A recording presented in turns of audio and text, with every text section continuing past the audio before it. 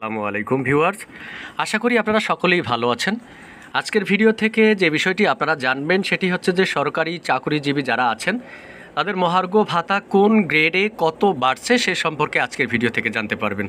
তো চলুন আমরা ভিডিওটি বড় করব না, আমরা দেখে আসি যে মহার্ঘ ভাতা কোন গ্রেডে কত বাড়ছে সে সম্পর্কে। নতুন হারে মহার্ঘ ভাতা পেতে যাচ্ছেন সরকারি চাকরিজীবীরা। আগামী অর্থ বছর থেকে এই হার চালু হতে যাচ্ছে। জানা গেছে আগামী 2025-26 অর্থ বছর থেকে সরকারি চাকরিজীবীদের সর্বোচ্চ 20% পর্যন্ত মহার্ঘ ভাতার ঘোষণা আসতে পারে।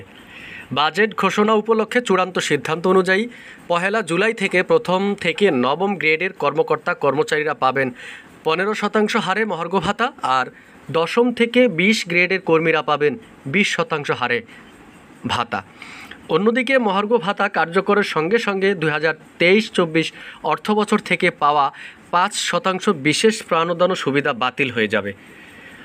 মঙ্গলবার 20 মে অর্থ মন্ত্রণালয়ে অনুষ্ঠিত এক বৈঠকে এই হার চূড়ান্ত করা হয়েছে। বৈঠক শেষে অর্থ উপদেষ্টা ডক্টর সালেহ উদ্দিন আহমেদ জানিয়েছিলেন, নতুন অর্থ বছরের মহার্ঘ ভাতা ঘোষণা হবে, তবে কিছুটা সময় লাগবে।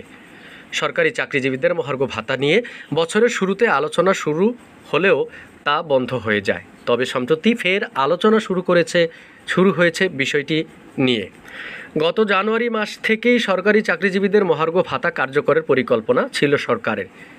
সেই অনুযায়ী উদ্যোগ নেওয়া হয়েছিল, কিন্তু তখনকার অর্থনৈতিক পরিস্থিতি এই উদ্যোগের সমালোচনা করেছিলেন অর্থনীতিবিদরা। তখন সরে এলেও এখনও নতুন করে উদ্যোগ নিয়েছে সরকার।